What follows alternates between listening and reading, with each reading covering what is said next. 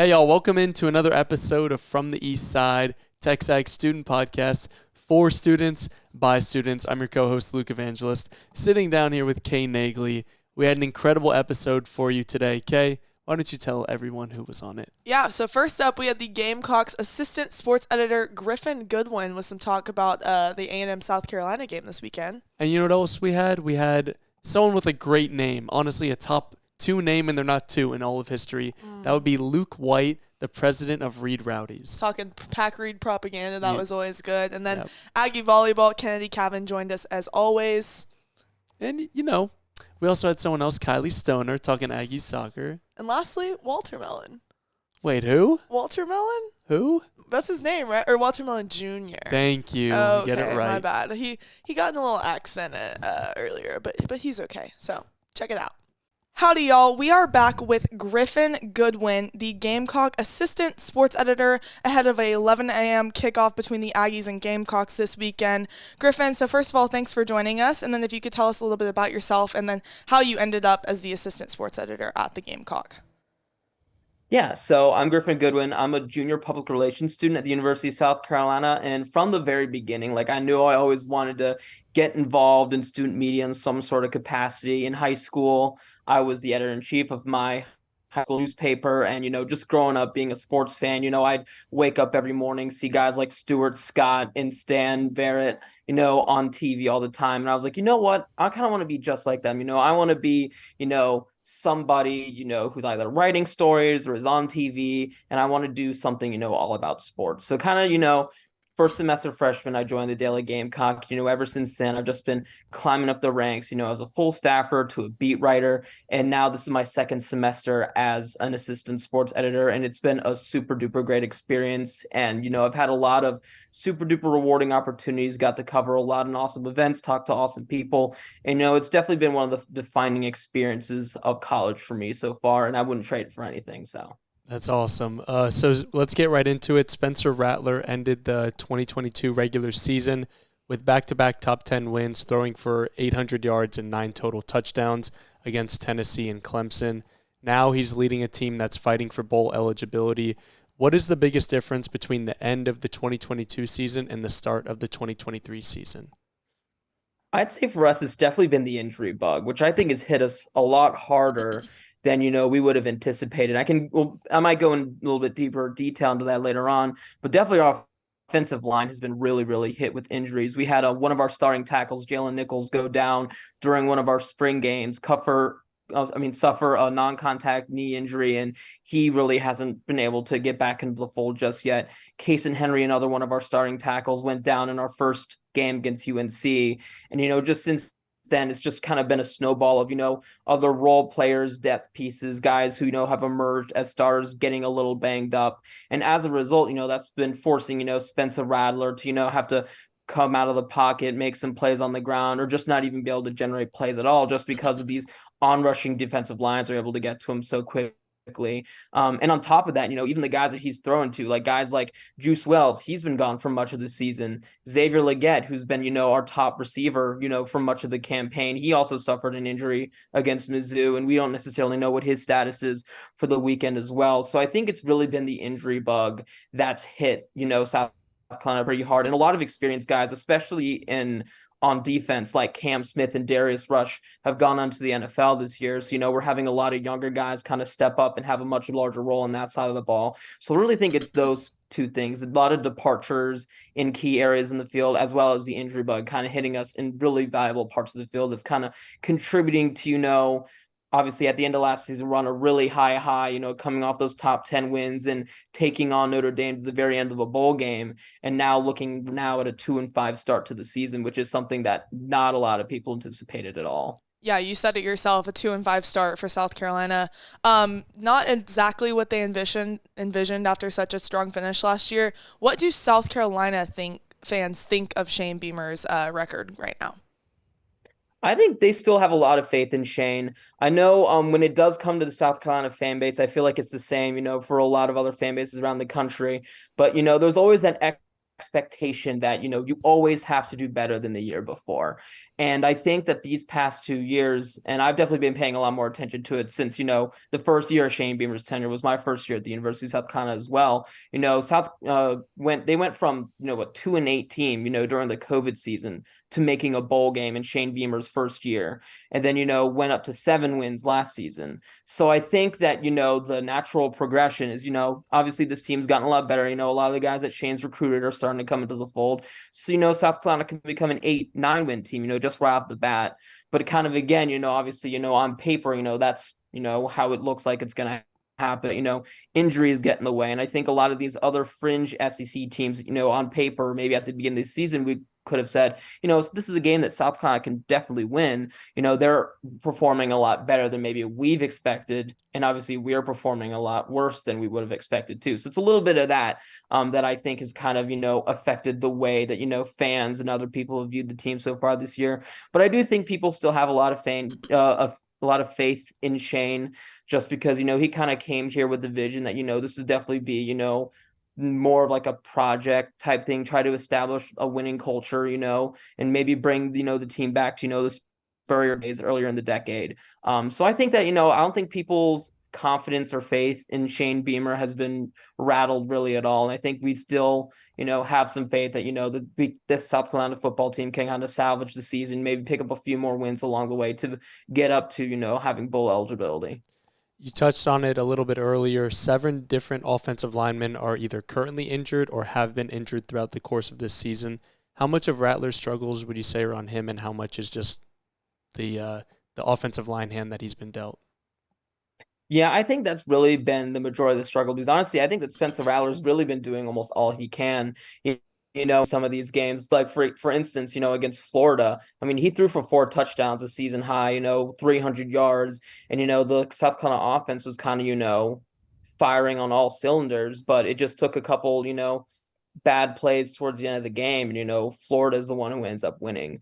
So I think that, there is a lot obviously around him. There's definitely been some times. I know against Mizzou, Spencer Rattler didn't have his best game of the season as well. And I know he's been forced a lot of times, come up with big plays to kind of get South Carolina back into ball games. And that's when he's, maybe throwing some errant passes and, interceptions and everything. Because overall this year, I feel like he's been a lot more disciplined in his decision making. And when he does have lapses, it's really when he's trying to make a play. So I think that, if you were to say that he is struggling a little bit in some areas, I do think it's that, a lot of the time, just the tremendous pressure that's kind of being put on our offensive line kind of forces him to kind of, make things up on the fly. But I still think overall that he's been having a really, really good season and has increased his draft stock, I think, a lot. So overall, yeah, I think Spencer Rattler's been having a pretty good season. And although the team has been struggling, I think he's been one of the bright spots for sure. Another bright spot has been Xavier Legette this season, but unfortunately he is questionable for this game against A&M. Will that offense try to replicate his production this weekend if he is out?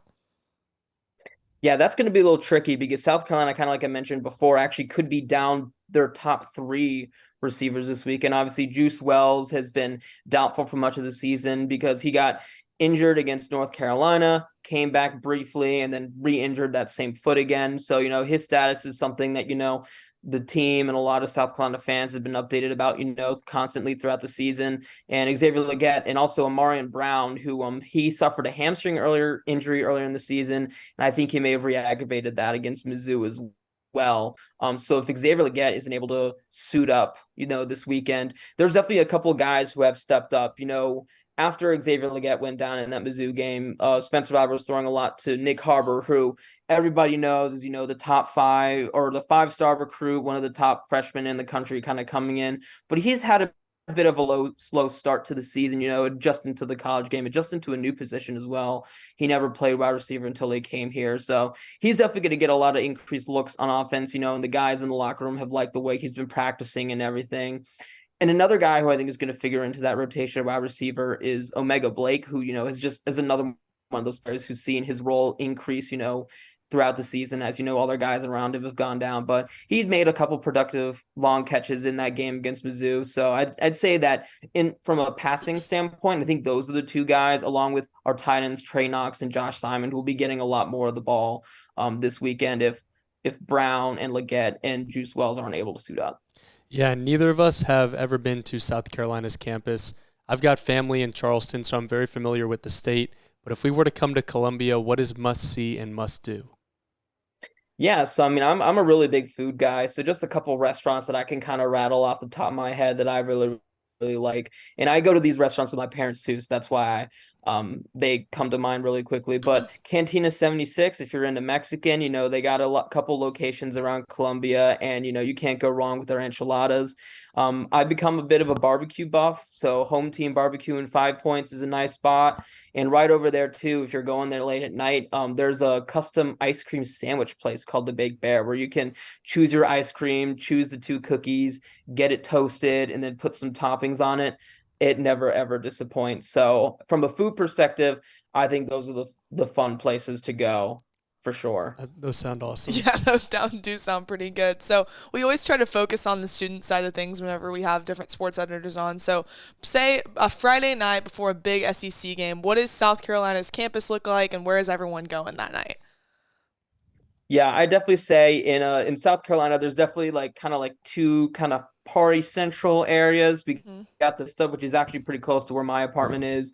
It's within walking distance. So a lot of people will go out in the town there, as well as Five Points, which is the area of town where that barbecue and the Big Bear are going on. I'm actually more of a low-key guy. Most of my friends, we do end up going to the games on Saturdays if I'm not covering them. But, we usually spend our Friday nights, going to the movies or just hanging out.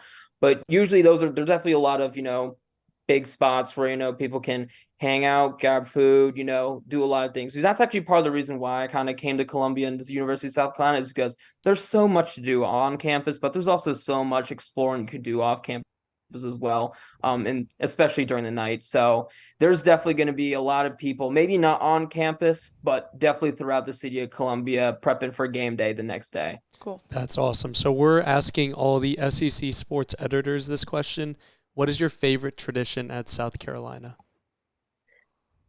That's a tough one. I got to say Sandstorm, because there's a lot of them on game days. There's Cocky coming out of the caboose, which is a new one. He used to, come out of just this black box looking thing, but now they have a little miniature train that comes out to the middle of the field, and as the marching band is playing a 2001, he just kind of pops out of the players around the field, which is super duper cool. But for me, it's definitely got to be Sandstorm, just because I remember my first time going to a football game. It gives you goosebumps every single time. It doesn't matter if they're doing Sandstorm right before the opening kickoff, or after maybe their 6th or 7th touchdown of the night, which I've seen, a couple times, going to Carolina games. It's just something that gets everybody in the stadium jumping. You see the white rally towels flailing in the air. It's definitely something unlike any other tradition I've seen, at, professional or college sporting events. It is something that makes even the 80,000 in Williams-Brice sometimes sound like there's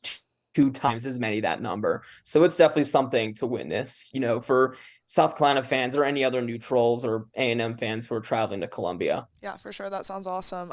So speaking on traditions, when you think of Texas A&M, what is the first tradition that comes to your mind, even if you have a brief idea of what something is? Yeah, I was gonna say, I think there's only one A&M related tradition that I know of. And I remember I had heard of this, from one of my former sports editors here at the Daily Gamecock. And he was telling me about how this was last year. He was telling me this because A&M was in Columbia. But he was telling me about how A&M fans, whenever they kind of come on the road, what they'll do is they'll just find just a central place in whatever city they're traveling to and just yell.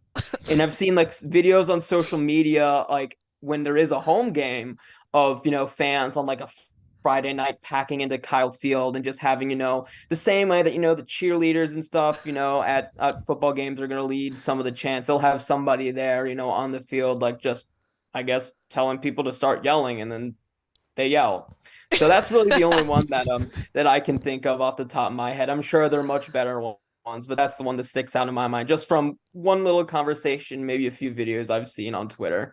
That's a prominent one. That's the most, Midnight Yell is the most common one we've received feedback as. That's definitely what goes viral on I wonder if media. videos were illegal to share on Twitter, I think like Midnight Yell would not be talked about at all, but It's definitely definitely exploited. yeah, it's definitely a topic of discussion depending on who we play. For sure. Well, Griffin, thank you so much for joining us, and we wish South Carolina the best of luck this weekend.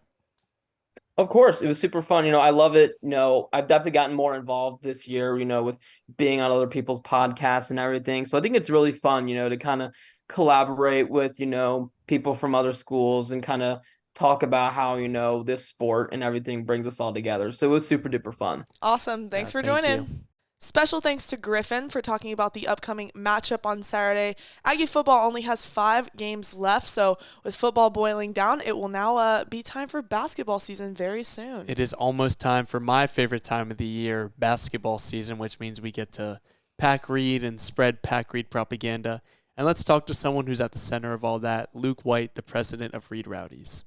Hey, y'all, we're sitting down here with Luke White, the president of the Reed Rowdies. One Luke to another. Tell us about yourself and how you got involved with the Reed Rowdies. Yeah, so I am Luke White. I'm a junior telecommunications major from Round Rock, Texas. And I've, like I said, I'm a junior now, but I've been in Reed Rowdies since I came to A&M. Was looking for a way to get involved, knew I'd be going to the games and whatnot. And so this seemed like my group of people, and I've been in it ever since, up to where I'm at as president of the organization now. It's definitely been a lot of fun, and it's what's really cool is seeing how far it's come from freshman year. We're got off to a bit of a rough start, but it's really cool to see the growth at to where it's at now, to where we got lines and people literally camping out for games and whatnot. Never thought I'd see that 2 years ago, and so that's what's really been great to me. But really cool to see how the organization and just A&M basketball has grown in that time. Mm-hmm. Can you tell us about how Reed Rowdies started, or the history behind it? So to my knowledge, it's been around for a minute. Back to Reed opening in the 90s, I want to say. But I think it's really been growing year by year and to where it is now. But essentially, we're trying to create the most electric, the most energetic atmosphere at Reed Arena that we can. And so that's kind of our goal here. And I think we've done a pretty good job of that going off of last year. Mm-hmm. I would certainly agree. So you said you're a junior. What's been your favorite memory so far as a member of the Reed Rowdies? Freshman year, it was definitely that Kentucky game. I know it didn't end how we wanted it to, but that was incredible. I don't know if we're going to break that attendance record, but I like to think we can. Yeah. I also really enjoyed the Wake Forest NIT game that season. Just, the energy and whatnot and the hype with the program. I thought that was really great. And I tell people you could pick any SEC home game last season during the semester. Those were all incredible, and partly thanks to you. But, Mr. Pack Reed. So I mean, obviously, last season had so much success, but how cool is it to see what Reed Rowdies has turned into? You spoke about people standing outside and camping out, things like that. It's incredible, okay, just because that's the goal. Reed Rowdies, we're trying to get people out to the games and whatnot. We're trying to create the best atmosphere we can. And going from, like I mentioned, from where we started 2 years ago to where it was last year and how it's looking this year, it's really cool to see that growth and just, see the hype with the program and whatnot, to see people really interested in A&M men's basketball. I think to see A&M put itself among the SEC elite, that's what's really special to see, to be with those Kentuckys and the Arkansas and the Tennessees. Yeah, so the average attendance last year was about 9,000, but if we're talking SEC play, it was definitely more 13.5. Well over 10,000. Oh, yeah. We're hitting big records. So how much of an impact did Pack Reed propaganda have on that movement? I think it was huge. That Barstool account obviously reaches a lot of people, and so it really became a thing where it's if you're not at the basketball game, then what are you doing? And I think that's kind of how it's gonna be this year, where if you're not at the games, then I think you're missing out. Oh yeah. That's what's really cool to see, how it's an event to be at the games and whatnot. That's the place to be on campus. Not so much 2 years ago, and that's what I'm happy to see. We had Pack Reed propaganda last year, obviously, but do y'all have any kind of new, exciting ideas y'all are leaning into yet? Or we're definitely exploring it. I think we're really trying to brace the whole deal with the turkey hats and whatnot. I think that's definitely something we're trying to key in on. But I think the funnest things are kind of the spontaneous ones that just happen during games and whatnot, and just kind of embracing those and whatnot. So I'm really hoping we can see some of those this season. Yeah, I completely agree. It's those moments that are totally unplanned, somebody brings a sign into Reed and all of a sudden the player has a catchphrase. It's so spontaneous. A certain moments. Coach on the opposing team. Exactly. Things like that. I see the watermelon. That's reminding me of a Tennessee game. It was stuff like that just really caught on. Oh, man. It's the most simple Rick things. Barnes. We'll see him again this season. So that's I can't circle wait on the calendar. That is my red Sharpie. I've got that triple circle for that Like game. sleeping in for the game, Oh not my doing anything gosh, the yeah. rest of it. Oh, If you're not in line like a week before, you might not get Yeah, it. honestly, Yeah. with Kentucky coming also, Arkansas, Yeah. Ole Miss, I I'm can't excited. Chris Beard. Oh That's gosh. it. I want to say that's our last home game too. I could be wrong, or maybe it's at their place. But Well, I know we play them here. that's what I'm excited Yeah. for. So that's gonna be an interesting one for Yeah. sure. But with Kentucky, Tennessee, Arkansas, just starting from football, but like that's kind of one I always look forward to. So lot of good ones to be there. Yeah, I can tell you like you're excited just talking about it. So what are your expectations and thoughts on Buzz and the boys and then also Joni Taylor in year 2? Real high expectations for both teams. And one point somebody made to me is like, you could say, oh, A&M's got to face Tennessee and Kentucky and Arkansas, some of them like twice. But no, it's more like they got to face A&M now. Like we should be circled on their calendars. And so I think that's like shows how far A&M has gone in the 2 years. I remember losing 8 straight games. I remember that Florida game 2 years ago where we finally snapped it. And now it's like we're very nearly would have won a conference title against Alabama last season. Yeah. But the women's team too, Joni Taylor, she's got it rolling, I think. Like a lot of really good transfers. And so I'm definitely going to make sure you all see us at those games as well because I think those are going to be equally a lot of fun. Yeah, some of those conference games, LSU coming here for women's Yeah. basketball, those should be good. So, outside of Reed Rowdies, I had to bring it up. Your role as sports editor at the Bat. This is what I used to do. For those who don't know, what has that experience been like so far? I know you went on Feinbaum, and It was a lot of fun. Yeah. Feinball was kind of the pinnacle of it. Just doing it like on Zoom and then in person on campus was a lot of fun.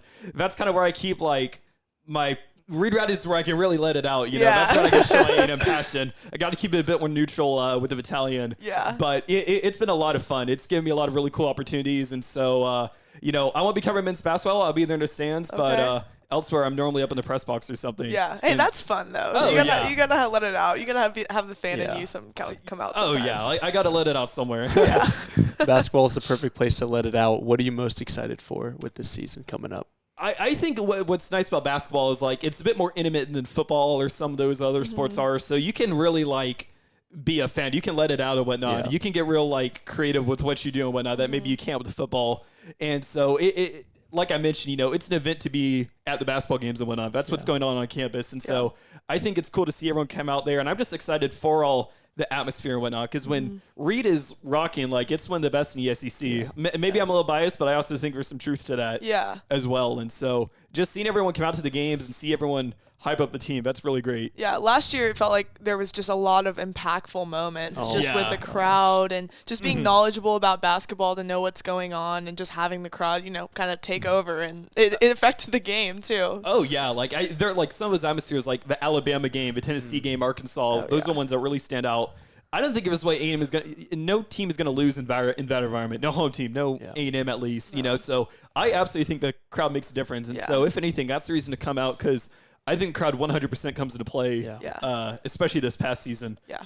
Especially when you got guys like Wade Taylor, Boots, yeah. Henry. I mean, all of those guys coming back. It's going to be a heck of a season. But basketball will be playing in their first, I think it's a, scrimmage or exhibition upcoming on this next Sunday. So we'll be excited to see the Aggies back in action and make sure to pack Reed. Thanks for joining us, Luke. Absolutely. Thanks so much for having me. Great to talk about it and looking forward to it. Yep. Special thanks to Luke White for joining us. We are very excited to pack Reed for basketball season. Hey, Walter, what is your favorite sport? Volleyball. Wait, actually, I love volleyball too. Low key, that might be like one of my top 3 sports. Who's A&M volleyball's coach? Jamie Morrison. That's right. Your best friend, right? You met him at the office the other day. That was so cute, that little picture y'all took together.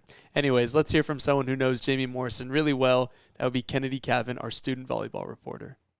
We are back with TexAgs volleyball reporter Kennedy Cavin. So, Kennedy, unfortunately, Aggie volleyball did not have the weekend they wanted. Let's go back first to that Florida game. Had won in the first set, but just ultimately could not get it done. I think ultimately in that game, the better team won. That night, the better team won. I think Florida came out hot, and the Aggies were lucky to take that first set. And I think that they won that set fair and square, but. I think it kind of showed in the last 3 that Florida was just able to perform better that evening. And especially in that third set, I don't think the Aggies were ready. I don't think They were locked in, focused. Blocking was not doing what blocking normally does. Offense was not able to click. Defense was just absolutely getting pounded on. So I just think everything started going wrong all at once after that first set, and it showed in the way that the girls played. And then on Sunday, A&M was unfortunately swept by Georgia. What went wrong in that one? I think the same thing that happened in Florida. I think Georgia came out ready to play, and the Aggies did not. Again, blocking was at an all-time low. If my memory serves me well, I think we did not get our very first total block until the second set, which for the number one blocking team in the nation is a little unheard of. Again, offense was not clicking. Defense was, I think, working harder, but was unable to get an effective ball to the setter for the setter to be able to effectively produce an offense. So I think, again, everything was just kind of going wrong at once. And Coach Morrison said that there was a lot they had to work on in the gym, and yeah. So the Aggies will now head to number 12, Tennessee. That's going to be a big one. Where should there be improvements? You've talked a lot about blocking to be able to bounce back with a big road win. Yeah, I think the blocking needs to step it up. I mean, they were incredible in the beginning of the season, at the beginning of the SEC. They weren't number one in the nation on blocking by mistake. I mean, that's earned. I think offense needs to effectively produce better at better times. I think Logan and Caroline and Biana were all able to get really good and impressive kills, but they weren't at the right moments. I think a tip is the same amount of points as a kill is. So I think the offense needs to produce a lot more effectively for them to be able to take number 12 down. I mean, they did it against number 4 Florida earlier in the season, so it's possible. They're capable and of it. They're a very capable team. I think everything just has to be going well. Yeah.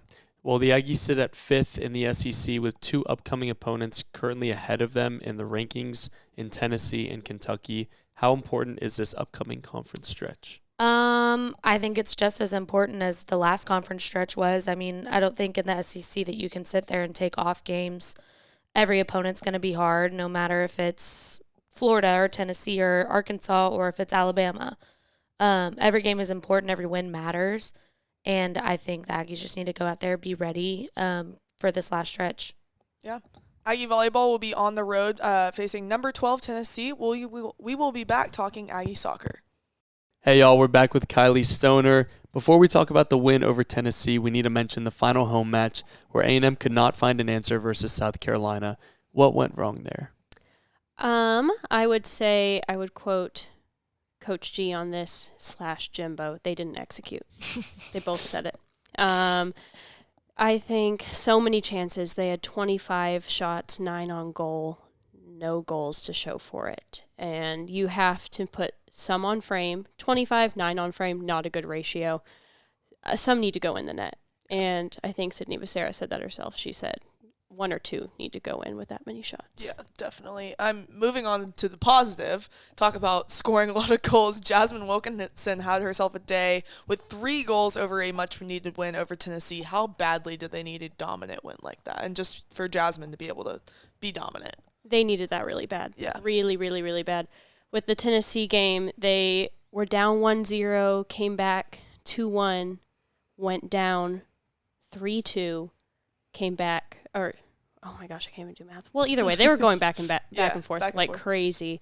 I was watching it in the car, very stressed. But they pulled out the win. Jasmine needed that. I think her confidence has been lacking a little bit, and you wouldn't think that because she's been the leading goal scorer, but you can see it. She just doesn't have that, and then it clicked and it came through. And those assists were on point. She had an amazing first goal, no angle. It was incredible. But they needed that big time, especially on the road and staying on the road. Yep, 1 regular season game remains at LSU, and the Aggies currently sit in 5th in the conference as of right now. Is this about where you thought they would be coming into the season? Yes and no. At the beginning, I was really optimistic about them, and then later on, obviously pessimistic with some of the losses that shouldn't have happened. I think it's deserved. I think that's where they should sit for sure. Yeah. Okay. And then how important is this final game against LSU and then also the SEC tournament coming up right after for just postseason implications? Very important. Another road game against LSU. Aggies have never lost to LSU in like a 14-game history, tied twice, I believe. So it would be pretty bad to lose just to end that streak, especially ending the regular season on that kind of a note. In the RPI, A&M is 43rd, and LSU is 44th. And if I remember correctly, you have to be in like the 30s in NCAA tournament range. Oh. So a big win over LSU would be great. And then, of course, dominating in the SEC tournament would be great for them in the postseason. Yeah, move them up. Mm-hmm. Yep. That'd be awesome. Thank you so much for sitting down with us, Kylie. Make sure to stay tuned into Aggie Soccer for the final regular season match and the upcoming SEC tournament. Thank you so much for watching episode 10 of From the East Side. It's been a great one. Yeah, I had a blast with you and your bestie Walter today. We unfortunately did play a little prank on Luke earlier. He almost cried, so watch this. And I just don't think that they showed up and were able to play to the best of their ability. And then on Sunday, A&M was swept by Georgia. What went wrong in that one?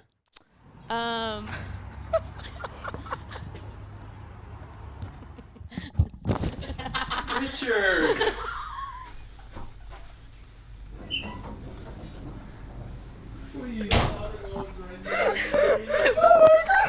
So great.